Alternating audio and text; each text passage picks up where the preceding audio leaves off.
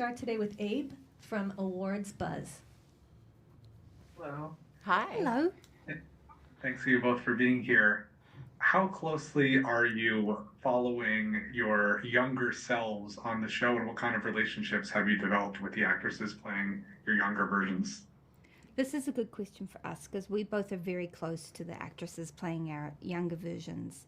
And in fact, the four of us, sometimes we'll like have dinner or hang out. And we believe we got the good ones, I think. Everyone's wonderful. But They're we got all the really so wonderful, good ones. but we Thank really goodness. we love Sophie and Courtney. They're really amazing people. Amazing. And yeah, I guess when I'm reading the script, I read Sophie's scenes like they're my scenes because there's so much information in the younger timeline. And also Courtney, the way she plays the character, we try to kind of make it work, but often the shooting schedule is out, and it's not till we get to see the episode, whether an ADR or a screener, that we go, oh, that's how they played it. So that's really interesting. But we set up in the beginning of mannerisms and walk and talk and things like that. But we have great. Yeah, Sophie and I did not make any choices ahead of time, but They're so seems talented. to be. Yeah. No. Next up from Geeks of Color, Dorian. Hi guys, thank you for giving me some of your time. And just piggybacking off of that, if you guys could, since we do see these time jumps between your characters, the younger version and slightly older version, I'm gonna call y'all old because y'all are not old or anything like that. I call us respectfully. old. We're old. Yeah. But if you could go back and give yourself, not the character, but yourself some advice now that you guys established yourself in your careers, what would you tell yourself, and what would you tell the younger actors on the show? I think the piece of advice for younger actors, and also, you know, it's something I've lived by. We both are from New Zealand, and it's incredibly important to take care of your crew and the people you work with, and have absolute respect for everybody. Everybody is there doing their job. And I've seen, especially young actors and old actors, treat crew with such disrespect. And to me, that's the worst thing there is. So always, and I think that's just built into who we are from New Zealand. We come from very small crews in New Zealand too, right? So there's no big unions. So always take care of everybody, whether they're bringing you a coffee, cleaning the toilets, or whether they're the big producers. Just be kind to each other. I think that's vital for a long career in this industry. I think it's a great thing to remember, and you're so kind always. Always. At work. Thank you. I guess if I could give my younger self a piece of advice, I would just say be a bit kinder to yourself, and I would also say that to young actors. Just be a bit kinder to your body. Don't feel like you have to fit into any. So many years I thought I had to be a particular size or a particular. It's exhausting. It's a waste of your mental energy. There's better things you could be doing. If you're in Italy, eat the pasta. Stop it. I wasted a lot of time. Anyway. Overthinking that, yeah. And read. Good actors read. Yeah. Read books, Next up from LRM Online, this is Gig Patta. Yes, both of the characters go into deep, dark places. So at the end of the day, as actors, how do you turn that off for yourselves? 2 words: vodka soda. Yeah. I don't know. Yeah. Yeah, right. Just family. We like a nice Chardonnay. Oh, we love a Chardonnay. Okay, 1 word: Chardonnay. Chardonnay. I do think though often it's hard, as a woman who has a family. And as a woman in general, there's a lot of responsibility, a lot of stuff falls on your shoulders, and you don't really get the luxury of bringing work home with you. There's always just something to organize and something to be done and someone to take care of. So you just have to. You can't really be like, oh, my day, and just let me let go of Shauna for a couple of hours. I was amazing. Yeah, I was so you're great. just you got to call the plumber. Yeah. Yeah. Next up from Comic Book Resources, Katie Dahl. Hey, hi, I hope you guys are doing well today. Thank you. Melanie, I actually wanted to ask you a question about Shauna and Callie's relationship because it is probably one of my favorites because of how complicated it is.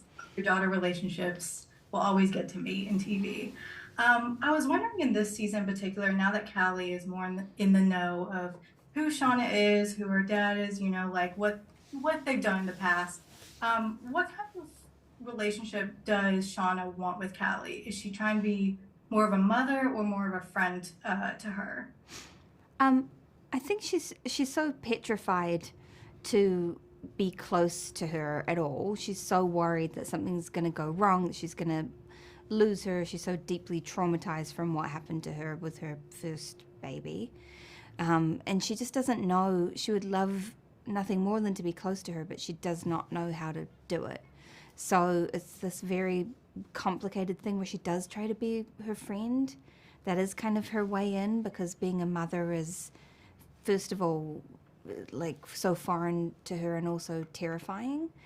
But she can be like buddies, but then Callie doesn't want that. So it's a very complicated relationship that does not go very well this season. Next up from Yahoo Entertainment, Kelsey Wickman. Hi. So one of the things that I love most about the show is that it is always touching on female rage. How do you, as actors, approach your character's relationship to rage? That's a good question. Lottie doesn't carry a lot of rage. It comes out in different ways. So I think you need to answer this. I mean, I think Shauna has one of the things I really love about Shauna, I really appreciate, is that her grief manifests in anger, which I think is such a cool thing to show, like, for a female character. It's not pretty. It's not like suffering in a corner. She's like ready to like fuck shit up. She's angry and she's grieving. And I think that, you know, as an adult, she's really doing her best to move beyond it and be a normal person, but she's still so angry. So I think in the first 2 seasons, it kind of like came out and surprised even her. And this season is more a process of her embracing it a bit more and being like, you know what, I feel my most powerful when I'm letting myself feel the way I feel, which is really angry. Yeah. Next up from Uprocks, this is Jessica Toomer. Hi guys, thank you so much for giving me some time. I'm just wondering, you know, last season it felt like Lottie kind of focused in on Callie at the end of season 2. Obviously she shot her, but in season 3 that kind of interest continues. I'm wondering what's fueling that interest for Lottie in Callie, and then for Shauna, why is that relationship so threatening? I think Lottie is invested in Callie because she sees something that I think harks back to their time in the wilderness. She sees a fragility and a darkness. I think she even says that, you know, there's something about her. I think we're seeing Lottie in a completely different headspace this season. She's not with her community. She's not taking care of others. She's on her own. I called her a lone wolf, but she's on her own sort of self-destructive mission. And she sees something there that's taking her back to a time which was so primal and so authentic. And I think that's what Lottie is searching for, and she sees it in Callie. And that becomes so weird and twisted. But then Callie is reactive because she's getting this attention that Shauna doesn't necessarily bring to her daughter. And I think Lottie is unaware. You know those people who are just unaware? She's completely unaware that what she's doing, but she's having a little, like, yeah, it's kind of convoluted and odd, isn't it? Yes. Yeah. And then I think it's so threatening to Shauna because in the wilderness, I think Shauna has a lot of resentment towards Lottie because her, you know, child that died, that was the greatest trauma of her life, was taken by this weird cult and used as this kind of symbol of something and this mystical being. And she was like, that was my baby and only my baby, and none of you have a right to use him for anything. And yet they're all doing these like things and invoking his spirit. And she's very, very angry about it. She doesn't feel like she got the chance to grieve in the way that she wanted or needed to. So now here she is in the present day, and here she comes again, trying to get this baby. Like, please don't. Go away. Go away. Yeah. All right, I'm so sorry, but this concludes this round table. Oh. Did everybody get their We questions? didn't get all. Go, we come still on, we've got to two have, more. because there's 2 more. Yeah, and they're there's so 2 lovely, more. and There's you've 2 sat more. there. Have your Alright. questions. Okay, so Jazzy, Thank you. you have the next question from the Antlers Queen podcast. There you go. Yeah.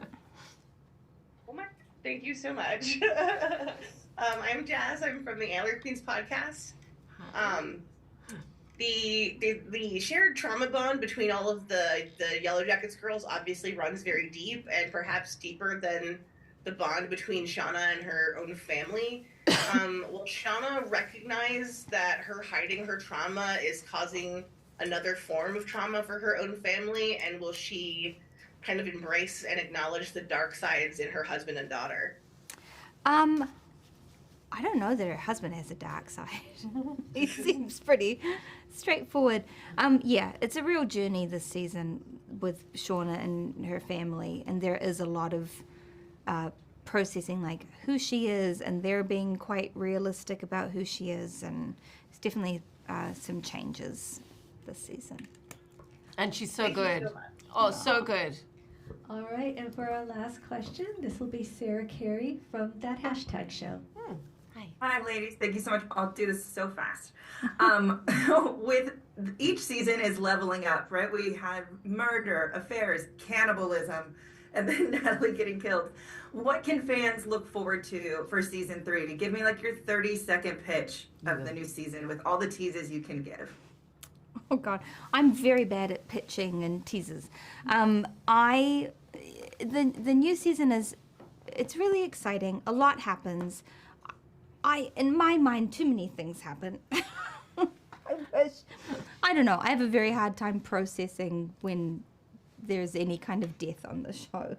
So for me, I could use a beat before then you have to go through another one, but that's not how the season is going. It's been like one thing after another. It's been absolutely crazy. There's a lot of very shocking moments, and there are also a lot of answers in a way that I found personally very satisfying. There's one particular wilderness storyline that I think is so exciting and so unexpected and fun. And I don't know. I think that's a good recap. Okay. Thanks. Perfect. Thank you. All right, this concludes this round table.